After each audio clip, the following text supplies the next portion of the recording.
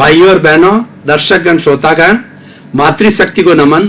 खास, विशेष, चित्त समाधि देने वाला, प्रसन्नता देने वाला, सुखी बनाने वाला और रोम रोम को पुलकित करने वाला, अच्छे संस्कार देने वाला, अच्छी अच्छी बातें बताने वाला, सत्संग कराने वाला कार्यक्रम में आप सभी का हार्दिक स्वागत है, अभिनंदन है, सत्कार है। कार्यक्रम में हम प्रतिदिन आप लोगों के सहयोग से नए नए विषय लेकर प्रस्तुत होते हैं। हर विषय हमारे जीवन की एक नई दिशा देता है, नई दिशा का उद्घाटन करता है, कुछ न कुछ नया देता है, कुछ न कुछ शिक्षा देता है। तो आज इसी क्रम के अंदर हम एक बहुत बड़े दार्शनिक विषय को लेकर आपके सामने प्रस्तुत हो रहे हैं। आज का विषय है परमार्थ, स्वार्थ से ऊपर। भाई और बहनों, दर्शकगण, श्रोतागण, दो शब्द है, एक तो परमार्थ और एक स्वार्थ। इन दोनों की परिभाषा को अच्छी तरह से समझना होगा, तभी हम परार्थ और परमार्थ और स्वार्थ के अंदर डिफरेंस कर सकते हैं। स्वार्थ का अर्थ होता है निजी, व्यक्तिगत, अपने तक ही सीमित रहना, सेल्फ सेंटर्ड होना, यह स्वार्थ कहलाता है। और परमार्थ का अर्थ होता है वेलफेयर ऑफ ऑल, सबका भला करना, जगत कल्याण करना, जय जगत करना, हरेक की भलाई की बात सोचना। ये दोनों अलग अलग ध्रुव है, लेकिन व्यक्ति चाहे तो दोनों ध्रुवों तक पहुंच सकता है। स्वार्थ जरूरी है, क्योंकि हमारा शरीर है, हमारा परिवार है, हमारा घर है, बाल बच्चे हैं, समाज है, देश है, सब जगह हमने कुछ न कुछ योगदान करना होता है। स्वार्थ जरूरी है, स्वार्थ के बिना गृहस्थी नहीं चलती है। अगर स्वार्थ ना हो तो ये संसार चले ही नहीं। लेकिन स्वार्थ सीमा तक होना चाहिए। जब हमारा भरण पोषण हो गया, जब हमारा रोटी, कपड़ा, मकान, शिक्षा, चिकित्सा आराम से पूर्ण हो जाती है, तो हमें इस दायरे से आगे निकलना चाहिए। और वह दायरा होता है परार्थ का दायरा होता है। परार्थ का अर्थ होता है live and let other live.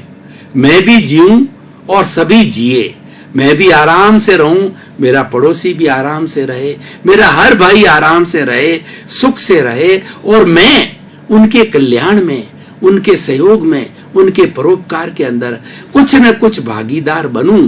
जो जो मेरी योग्यता है, जो जो मेरे साधन हैं, मैं दूसरे के भले के लिए सहयोगी बनूं। ये परोपकार है, ये सेवा है। सेवा का हमारी भारतीय संस्कृति के अंदर बहुत बड़ा मूल्य है।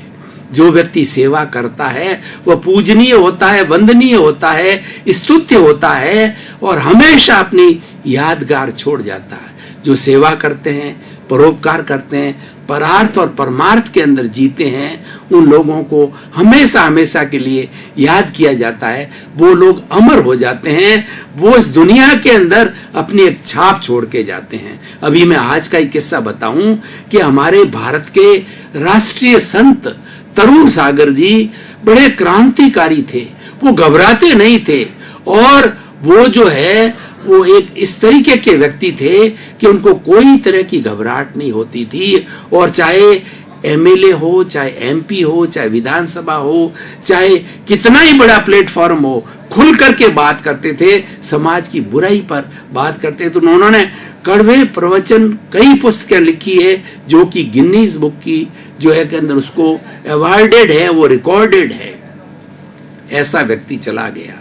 उस व्यक्ति की यादगार में कितने लोग एकत्रित हुए और कितने लोगों ने उनको श्रद्धांजलि दी और कितने लोगों ने उनके अंतिम दर्शन किए। हमने कुछ समय पूर्व अटल बिहारी वाजपेयी का अंतिम संस्कार देखा तो कितना हुजूम उमड़ पड़ा। ये क्यों होता है कि उन्होंने परार्थ का जीवन जिया, उन्होंने परमार्थ का जीवन जिया, उन्होंने समाज के लिए कुछ किया, इसी लोग उनकी तरफ उमड़ पड़े और वो हमेशा हमेशा के लिए याद किए जाएंगे। स्वामी विवेकानंद, दयानंद सरस्वती, भगवान महावीर, भगवान राम, भगवान कृष्ण और हमारे चैतन्य प्रभु, हमारे कबीरदास जी, तुलसीदास जी, ऐसे ऐसे महान लोग हुए हैं जिनकी सैकड़ों जन्म जयंती आज तक मनाई जाती है। एक साधारण व्यक्ति की तो नहीं मनाई जाती है। इसका कारण यह है कि उन्होंने समाज को दिया, समाज से बहुत कम लिया और बहुत ज्यादा दिया, कई गुना दिया। वे समाज के उत्थान के लिए ही जन्मे थे, समाज के भलाई के लिए ही जन्मे थे, समाज को दिशा दिखाने के लिए जन्मे थे, इसीलिए वो हमेशा हमेशा के लिए याद किए जाते हैं। तो मैं बात कर रहा था परार्थ की चेतना की। परार्थ की चेतना अच्छी चेतना होती है, और मात्र स्वार्थ की चेतना क्या होती है? मैंने पिया, मेरे बैल ने पिया, कुआं ढहे तो ढहे। यानी वो केवल अपने तक ही सीमित रहता है, उस दायरे से जीवन भर वो बाहर नहीं आता है। वो 5 इंद्रियों के सुख में रहता है, अपने परिवार में रहता है, ईट ड्रिंक बी मैरी करता है, खाना पीना मौज शौक ऐश आराम करता है, और उसको दूसरी चीज से कोई लेना देना नहीं होता है। वो व्यक्ति बहुत बड़ा कार्य नहीं कर पाते हैं और कोई छाप छोड़ के नहीं जाते हैं। और परार्थ के लोग हैं, वो समाज को दिशा देते हैं। अब तीसरा जो है परमार्थ। परमार्थ का तो होता है कि दूसरों के लिए जीना। तरुवर फल नहीं खात है, सरवर पिए न पान, कबीर धराये शरीर, परमार्थ के काज। यानी कुछ लोग ऐसे होते हैं जो जब जन्म लेते हैं तो परमार्थ के लिए निकल पड़ते हैं।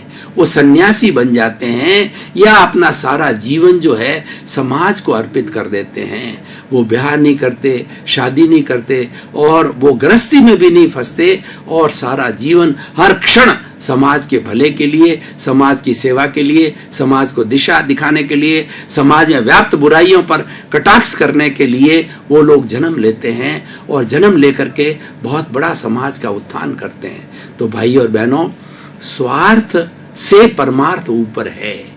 ये ऐसा एक विषय है कि उस विषय को आज हम अगर समाज के सामने लावें, समाज के लोगों तक इस बात को ले जावें, तो उसमें परिवर्तन आएगा। लोग स्वार्थ की वृत्ति को छोड़ेंगे। ये जितनी सत्संग होती है, ये भगवान की बात कही जाती है, ईश्वर प्राणिधान की बात कही जाती है, और उससे हमको क्या लाभ होता है? उससे हमको लाभ ये होता है कि हमारा जो मनुष्य जीवन है केवल स्वार्थ तक सीमित नहीं रहना चाहिए। इस जीवन का एक उद्देश्य और भी है। स्वार्थ तो एक उद्देश्य है, लेकिन और भी उद्देश्य है। हमें उस उद्देश्य की तरफ जाना चाहिए, इस बात की हमें प्रेरणा मिलती है। तो भाई और बहनों, दर्शकगण, श्रोतागण, आज के इस एपिसोड को अगर हम वर्तमान सिनेरियो के परिप्रेक्ष्य के अंदर कसौटी पर कसें, तो आज स्वार्थ की बात बहुत ज्यादा फैल गई है। आज व्यक्ति सेल्फ सेंटर्ड होता जा रहा है। स्वार्थ के लिए वो कितनी कितनी बुराइयां करता है, कितनी तस्करी करता है, कितना मिलावट करता है, और कितनी कितनी ऐसी ऐसी जो चिकित्सा वर्ग के लोग हैं, ऐसे ऐसे लोगों के गुर्दे निकाल देते हैं, हार्ट निकाल देते हैं, और वो उसकी तस्करी करते हैं। भाई और बहनों, दर्शकगण, श्रोतागण, ये स्वार्थ की पराकाष्ठता है, और ये आज बहुत हद तक फैल गई है। अपने स्वार्थ के लिए, धन के लिए बेटा जो बाप का मर्डर कर देता है, माँ का मर्डर कर देता है, किसके लिए? धन को हासिल करने के लिए। ये स्वार्थ की वृत्ति है। अपना पद को प्राप्त करने के लिए एक व्यक्ति दूसरे व्यक्ति का जो है वो जान तक ले लेता है। मुगलों के अंदर हमने देखा कि औरंगजेब ने अपने पिता शाहजहां को जो है जेल के अंदर कैद कर रखा था। उनकी ये परंपरा थी कि वो पद पाने के लिए, वो राजा का पद पाने के लिए कुछ भी करने को तैयार होते थे। ये स्वार्थ की वृत्ति है, इसको तजना चाहिए, और इसको तजने से जो है हमारे जीवन के अंदर एक परिवर्तन आएगा। कुछ करना है तो अपनी योग्यता के हिसाब के लिए करिए, और करने का बहुत बड़ा स्कोप होता है। आज समाज सेवा का बहुत बड़ा स्कोप है, और भारत जैसे देश के अंदर जहाँ पर 50% हमारी पॉपुलेशन है वो गरीबी की सीमा के नीचे है। भारत के अंदर अमीर और गरीब की खाई बहुत बड़ी हुई है। उस खाई को पाटने के लिए हम बहुत बड़ा परमार्थ का काम कर सकते हैं। हम उन लोगों से निवेदन कर सकते हैं जिनके पास है, उनसे हम कह सकते हैं कि थोड़ा त्याग कीजिए, और त्याग करके अपने भाइयों के लिए लगाइए, ताकि कि क्या थोड़ा संतुलन हो जाए और ये खाई का हो। विनोबा भावे जो हमारे भारत रत्न है, उन्होंने भूदान यज्ञ प्रारंभ किया।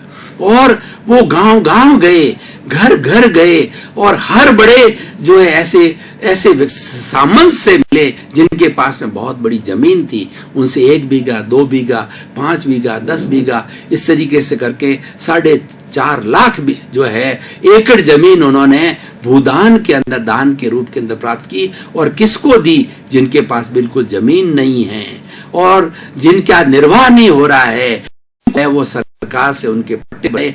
और इतना बड़ा जो है एक परमार्थ का काम है भाई और बहनों, दर्शकगण, श्रोतागण।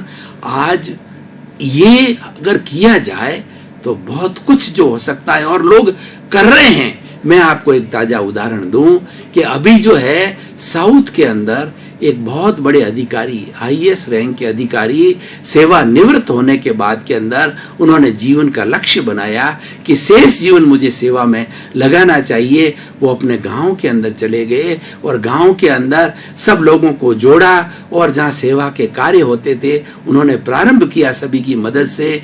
गांव का तालाब है उसको अच्छा कराया, स्कूल को क्रमोन्नत किया, उसके अंदर बच्चों की पढ़ाई का दिया, हॉस्पिटल को जो है बड़ा बनाया और गांव के अंदर सफाई करी और गांव के अंदर बिजली की, पानी की जितनी एम्यूनिटीज थी उस एम्यूनिटीज को जो है वो लोकल सेल्फ बॉडी यानी लोगों के सहयोग के साथ में उन्होंने खड़ा किया, इसलिए बहुत पॉपुलर हो गए।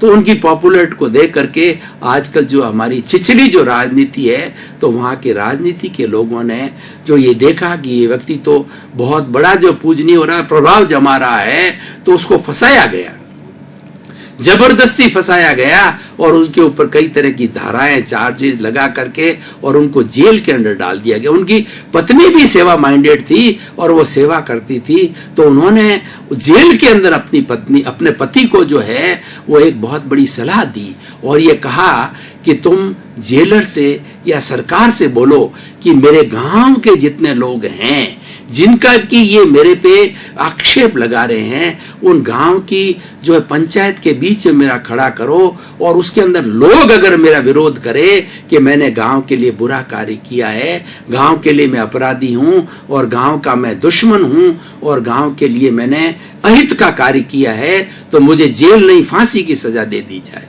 ये बात मानी गई तो पूरी पंचायत इकट्ठी हुई और लोगों के सामने कहा, तो लोगों ने सबको कहा ये तो हमारे देवता है, पूजनीय है, वंदनीय है, ये भगवान का स्वरूप है, इन्होंने हमारे गांव का जो हुलिया चेंज कर दिया, ये व्यक्ति तो जो है वो सेवा, इनकी सेवा के कारण ऐसा हुआ है, तो सरकार को बाध्य होकर के उनको जेल से रिहा करना पड़ा। तो भाई और बहनों, ये सब सेवा का महत्व है और सेवा का महत्व हम करते हैं। जो लोग परमार्थ की तरफ की दिशा के अंदर जाते हैं वो कितने सुखी रहते हैं, वो टेंशन फ्री रहते हैं और उनके दिमाग के अंदर नई नई योजना आती है। वो जो व्यसनी समाज होता है उनके बीच के अंदर जाते हैं, उनको व्यसन के बारे में जो है मेरिट्स डिमेरिट्स बताते हैं और लोगों का व्यसन छुड़ाते हैं। जो लोग अपराधी हैं, आदिवासी लोग हैं, उनके बीच में जाते हैं और उनके बीच में जाकर के और उनको अपना अधिकार की बात करते हैं, उनको शिक्षा की व्यवस्था की बात करते हैं। अनाथालय के अंदर वो लोग जाते हैं और अनाथालय में जाकर के वो एक प्रेम का वातावरण बनाते हैं और प्रेम का वातावरण के द्वारा जो है बच्चों के अंदर एक कॉन्फिडेंस भरा जाता है, बच्चों के अंदर एक आत्म जागृति भरी जाती है, तो वो भी एक अपने जीवन का जो है अच्छा उद्देश्य महसूस करने लग जाते हैं। तो भाई और बहनों, परमार्थ एक ऐसा विषय है कि उस विषय के अंदर हम जाएं तो हमें आनंद ही आनंद मिलता है। और ऐसा कहा जाता है कि जो व्यक्ति दूसरों के आंसू पहुंचता है उसको ईश्वर उसकी आंखों में आंसू आने ही नहीं देते हैं। परमार्थी लोगों के ईश्वर मदद करता है और ईश्वर लोग उसकी मदद करने को हर वक्त तैयार कर होते हैं, क्योंकि वो अच्छा कार्य करता है। और हम करके देखें तो हमको कितनी शांति मिलती है, कितना सुकून मिलता है और कितना आनंद मिलता है। और आनंद ही एक मनुष्य के लिए जीवन का बड़ा ध्येय होता है। मेंटल पीस जो है इंसान की जो है सबसे उच्च अवस्था होती है, वो परमार्थ के द्वारा हम हर वक्त उसको प्राप्त करते रहते हैं। तो भाई और बहनों, दर्शकगण, श्रोतागण, आज का जो विषय है उस विषय को जो है हम अलग अलग स्तर पर ले जाएं। शिक्षा के क्षेत्र में ले जाएं, हमारे स्कूल के अंदर, कॉलेज के अंदर, यूनिवर्सिटियों के अंदर परमार्थ की बात को ज्यादा से ज्यादा रखा जाना चाहिए। और जिन लोगों का ऐसा जीवन चरित्र है, हमारे भारत में ऐसे बहुत से परमार्थी लोग हुए हैं, उनकी जीवनचर्या को पढ़ाना चाहिए। और उनकी जीवनचर्या उन्होंने किया है, उनको डॉक्यूमेंट्री के माध्यम से, उनको संवाद के माध्यम से, उनको नाटक के माध्यम से रखाना चाहिए। किसी न किसी तरीके से जो है हमने लोगों के अंदर परमार्थ की चेतना को जगाना चाहिए। अगर परमार्थ की चेतना को जगाते हैं, परार्थ की चेतना को जगाते हैं, तो आज गरीब और अमीर के बीच की खाई है, इसको हम आसानी से पाट सकते हैं। सरकार अपना कार्य करती है, सरकार सुविधाएं जो बिलो पॉवर्टी लेवल के हैं वो अपनी तरफ से करती है, लेकिन समाज के लोगों का दायित्व होता है। और जो लोग परमार्थ की दिशा में काम करते हैं वो लोग भी ये बहुत बड़ा सरकार का सहयोग करते हैं कि इस तरीके का जो भेद विभेद है ये समाप्त करते हैं। और भाई और बहनों, दर्शकगण, श्रोतागण, देखिए इस परमार्थ के विषय के अंदर कितने बड़े बड़े लाभ होते हैं कि हम सहज के अंदर ही बहुत बड़े बड़े कार्य कर लेते हैं। वो कार्य कौन कर सकता है? वो कार्य वह कर सकता है जिस व्यक्ति को कोई स्वार्थ नहीं होता है, उस व्यक्ति के दिमाग के अंदर केवल परमार्थ की बात होती है, वेलफेयर ऑफ ऑल, सर्वोदय की बात होती है। महात्मा गांधी ने इतना बड़ा जो है आंदोलन छेड़ा, अहिंसा के द्वारा इन्होंने भारत छोड़ो आंदोलन किया और बड़े बड़े आंदोलन करके उन्होंने अंग्रेजों को मजबूर कर दिया कि उन्हें देश छोड़ना पड़ेगा। इसका कारण क्या था कि वो परमार्थ की चेतना में जीते थे। उनके सामने अपनी देश की आजादी थी, लोगों का हित था, सर्वोदय था कि हर व्यक्ति को जो है अपना अच्छा करने का उसको चांस मिलना चाहिए, उसको अवसर मिलना चाहिए।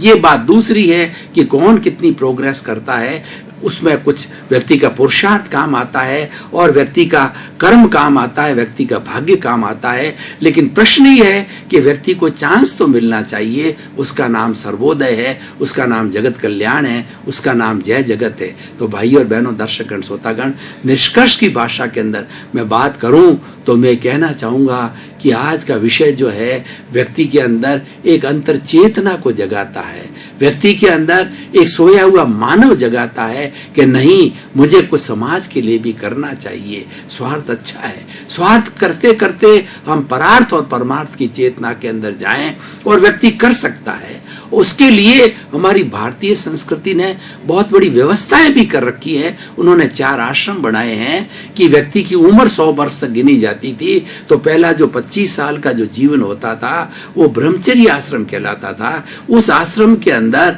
बच्चा जो है अपने गुरु के पास रह के और जो है वो प्रकृति के करीब रह करके वो सब तरह की अपने अपने तरह की शिक्षा ग्रहण करता था। और जब 25 साल की उम्र में शिक्षा पूर्ण हो जाती थी तो गुरु कहते थे कि अब आप जो है सेवा के लिए प्रस्थान करो। तो उसके बाद के अंदर 26 से लगा करके 50 साल की उम्र होती थी, वो गृहस्थ आश्रम कहलाता है। उसके अंदर शादी, बाल बच्चों की देख रेख, उनको शिक्षा दिलाना, उनको पैरों पर खड़ा करना, उतने में व्यक्ति जो है वो 50 वर्ष का हो जाता था। तो उसके बाद में समाज ने क्या अच्छी व्यवस्था कर रखी है हमारे कि 50 से 51 से लगा के 75 साल की उम्र होती है, वो वानप्रस्थ जीवन होता है। वानप्रस्थ का अर्थ होता है घर में रहते हुए घर से दूर।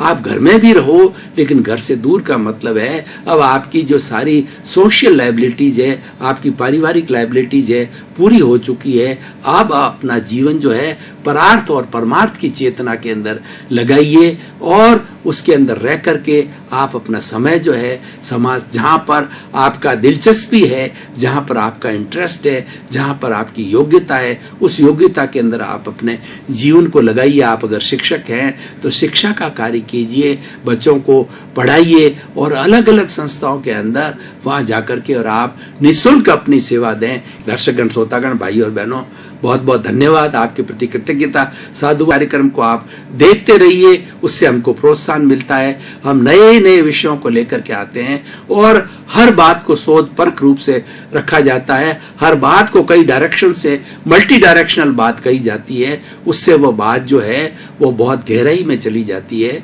तो हमारा उद्देश्य भी है कि हम ज़्यादा से ज़्यादा लोगों में परिवर्तन लावें, एक अच्छे समाज का निर्माण करें। इसी क्रम में आपके प्रति मंगल भावना, शुभकामना। ओम।